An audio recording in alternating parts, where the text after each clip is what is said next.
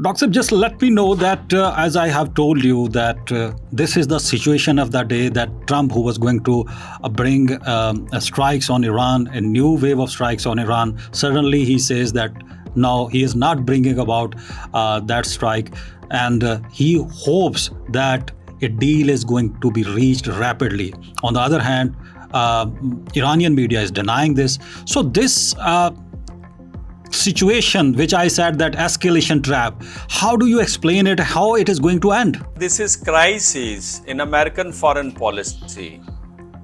And how can we define crisis? Crisis has three elements. Elements of surprise, element of threat, and element of short time to response. So there is an element of surprise that can Iran stand in front of American mighty power? An element of threat is because Iran has almost dismantled American military infrastructure in the region. Now it is unlivable. And all American air strategy, naval strategy, ground forces strategy, they have become failed strategies. So this is element of threat where America would be able to sustain the status quo and the old order in the Middle East, or America has to evacuate. So this debate is going on there. And element of short time to response, because in November there is a midterm elections in United States of America. So there is a crisis in American foreign policy regarding Middle East, and it is not confined up to the Middle East, but you see the same phenomenon in the case of Ukrainian war, towards China on the issue of Taiwan as well. Why there is a crisis in American foreign policy?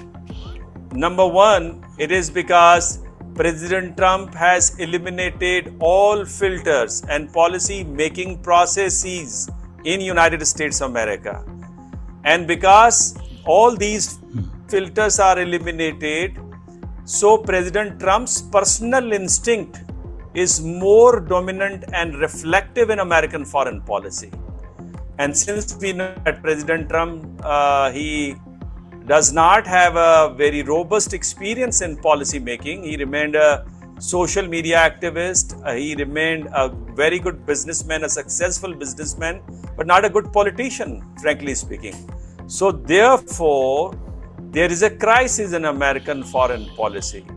So this crisis is very much evident in the case of Middle East, where the old order is almost dismantled, as Wali Nasser believes that order in the Middle East is destroyed because of the Gaza war, started October 2023 to 2025, because of the 12 days war started in June 2025 between Israel, United States of America and Iran, and because of the war which is still going on, started on 28th February 2026.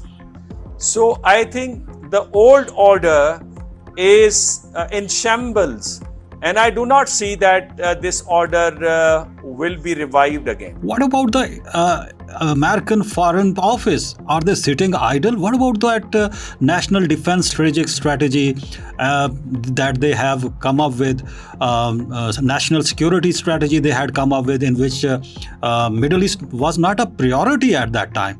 So what is really going on over there? And if we move on from here towards the framework that was introduced, why that framework was taken differently by Iranian than the American? So it is because of the Foreign Office and the diplomats, actual diplomats were missing. That is the reason that could not succeed. Last time when President Trump was power, the professionals were giving advices to President Trump, and therefore successfully they charted out a strategy how to get rid of war from Afghanistan.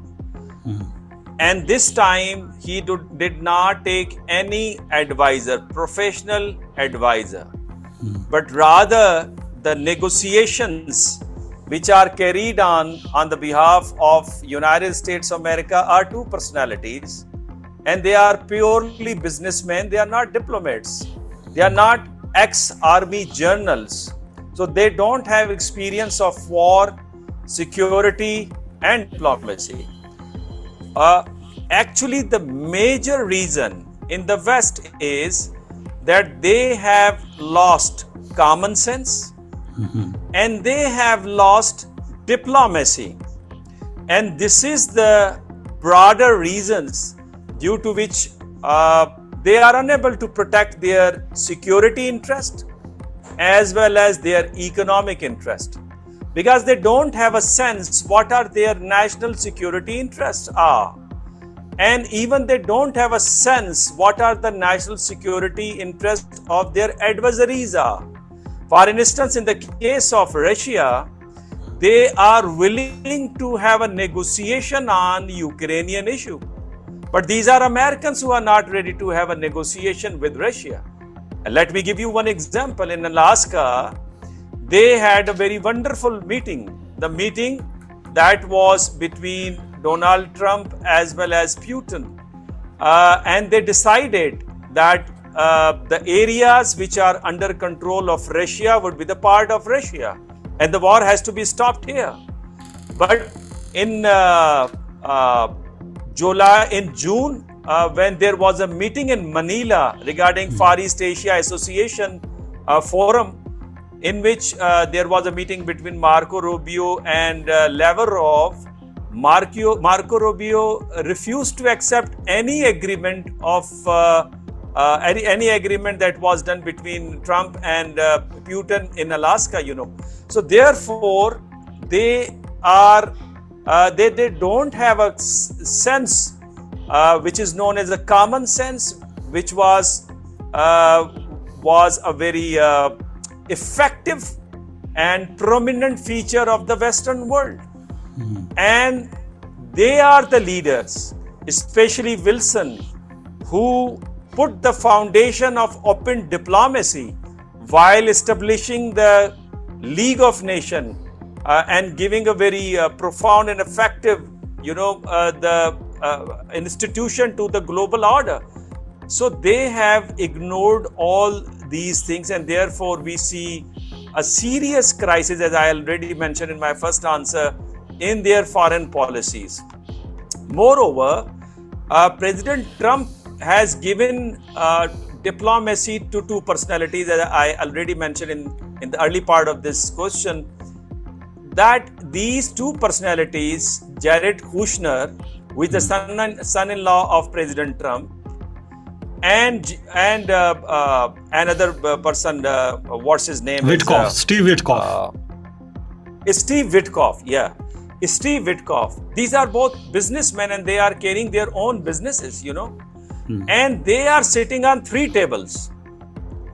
That on the table of Ukraine, the table of Iran, and the table of Gaza, And all these three tables, they are securing their own businesses and the businesses of President Trump, So this is the real problem, that when you are looking after your own businesses and economic interests, it means you are doing it at the expense of the national economic interest of the United States of America. Because more than 1 trillion cost Americans they have beared in the case of Iranian war. And the war, in the Ukrainian war, they spend more than $200 billion, And while protecting Israel, they are facing shortages of the interceptors. Now, one of their commanders says that we don't have interceptors much or enough to protect both American Navy as well as Israeli. So we have to choose one out of these two options, So what does it mean? It means, again, that even they don't have a common sense what are the greater national security interest of United States of America is, and how they can deal with the powers in the international system like Russia and China. So that is the real problem, and real problem is advisors are non-professionals, and professionals, they are out of the White House. And even American different agencies and departments who provide data to the president and assist in policy making, they are ignored. So broadly, American check and balance system, for which America remained very famous in the world, is eliminated at this time.